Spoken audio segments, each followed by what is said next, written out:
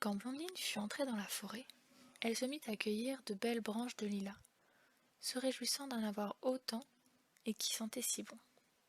À mesure qu'elle en cueillait, elle en voyait de plus beaux. Alors, elle vidait son tablier et son chapeau, qui en étaient pleins, et elle les remplissait encore. Il y avait plus d'une heure que Blondine était ainsi occupée. Elle avait chaud, elle commençait à se sentir fatiguée. Les lilas étaient lourds à porter, et elle pensa qu'il était temps de retourner au palais. Elle se retourna et se vit entourée de lilas. Elle appelait Gourmandinet. Personne ne lui répondit. « Il paraît que j'ai été plus loin que je ne le croyais, dit Blondine. Je vais retourner sur mes pas, quoique je sois un peu fatiguée, et Gourmandinet m'entendra et viendra au-devant de moi. » Elle marcha pendant quelque temps, mais elle n'apercevait pas la fin de la forêt. Bien des fois elle appela Gourmandinet. Personne ne lui répondait. Enfin, elle commença à s'effrayer. « Que vais-je devenir dans cette forêt toute seule ? Que va penser mon pauvre papa de ne pas me voir revenir ? Et le pauvre Gourmandinet, comment osera-t-il rentrer au palais sans moi ? Il va être grondé, battu peut-être, et tout cela par ma faute parce que j'ai voulu descendre et cueillir ces lilas. Malheureuse que je suis, je vais mourir de faim et de soif dans cette forêt, si encore les loups ne me mangent pas cette nuit. » Et Blondine tomba par terre, au pied d'un gros arbre, et se mit à pleurer amèrement. Elle pleura longtemps. Enfin, la fatigue l'emporta sur le chagrin. Elle posa sa tête sur sa botte de lilas et s'endormit.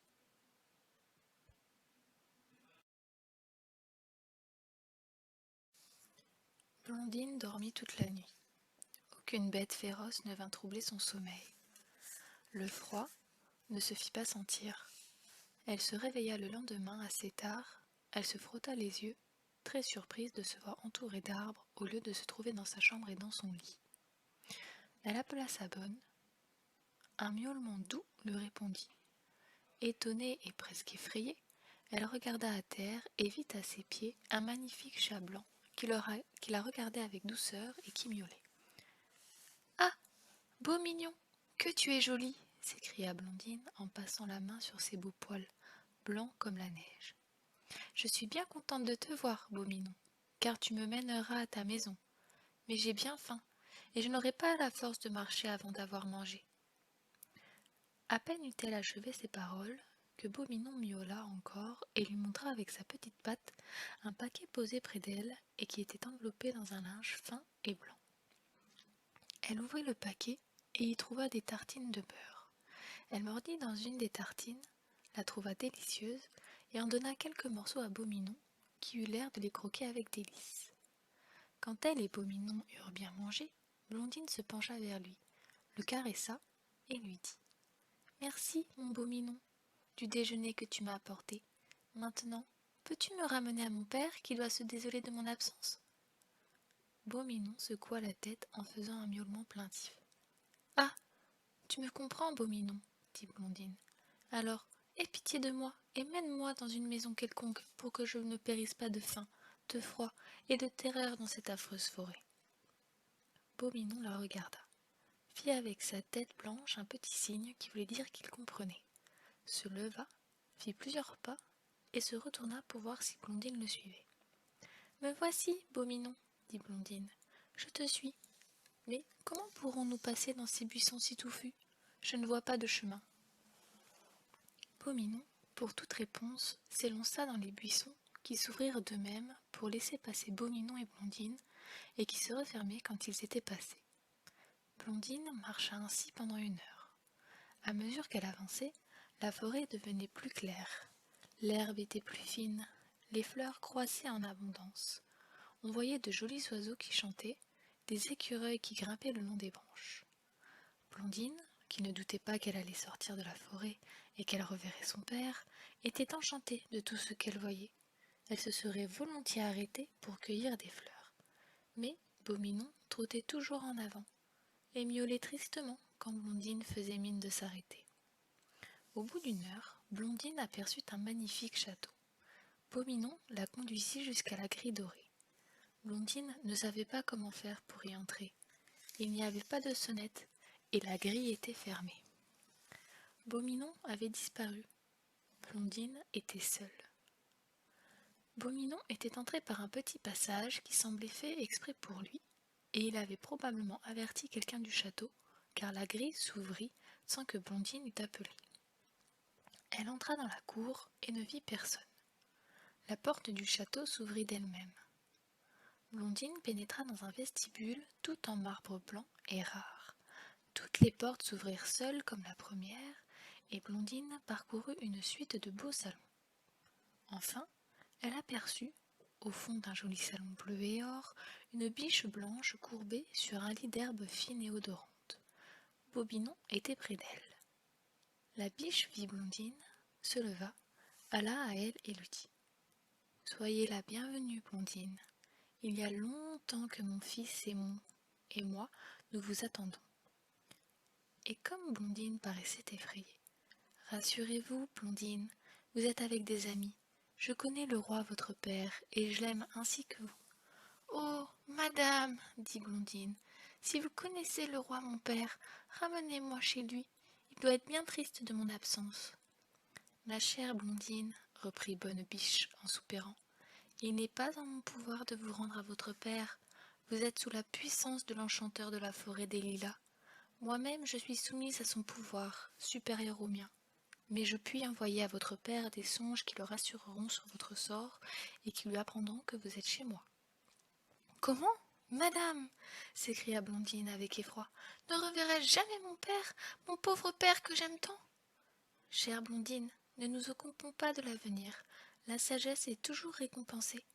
Vous reverrez votre père, mais pas encore. En attendant, soyez docile et bonne. Beau-Minon et moi, nous ferons tout notre possible pour que vous soyez heureuse. » Blondine soupira et répandit quelques larmes. Puis elle pensa que c'était mal reconnaître la bonté de Bonne-Biche que de s'affliger d'être avec elle. Elle se contint donc et s'efforça de causer gaiement.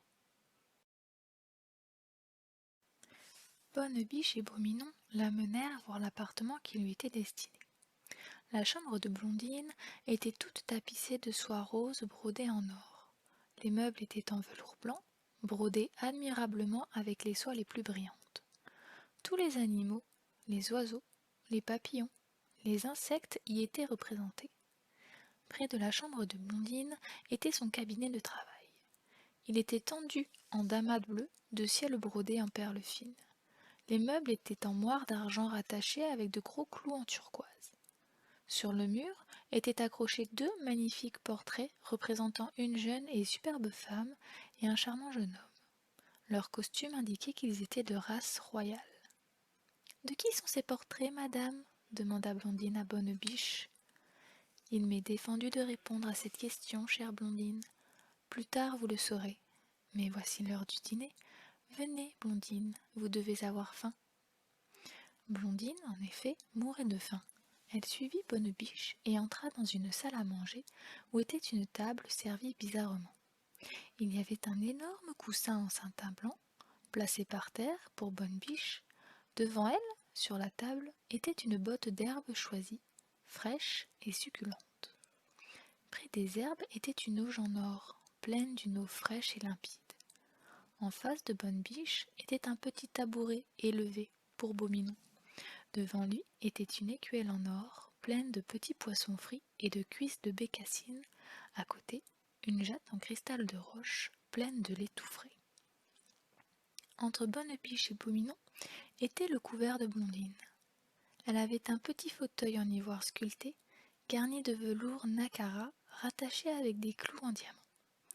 Devant elle était une assiette en or ciselé, pleine d'un potage délicieux de gelénottes et de bec-figues.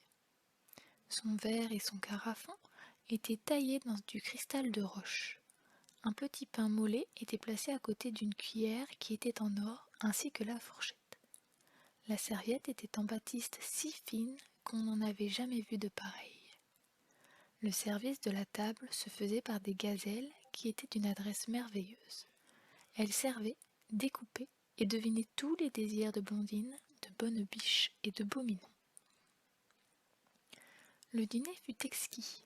Les volailles les plus fines, le gibier le plus rare, les poissons les plus délicats, les pâtisseries, les sucreries les plus parfumées. Blondine avait faim. Elle mangea de tout et trouva tout excellent. Après le dîner, Bonne Biche et Beau Minon menèrent Blondine dans le jardin. Elle y trouva les fruits les plus succulents et des promenades charmantes. Après avoir bien couru, s'être bien promenée, Blondine rentra avec ses nouveaux amis. Elle était fatiguée. Bonne Biche lui proposa d'aller se coucher, ce que Blondine accepta avec joie. Elle entra dans sa chambre à coucher, où elle trouva 2 gazelles qui devaient la servir. Elles la déshabillèrent avec une habileté merveilleuse, la couchèrent et s'établirent près du lit pour la veiller. Blondine ne tarda pas à s'endormir, non sans avoir pensé à son père et sans avoir amèrement pleuré sur sa séparation d'avec lui.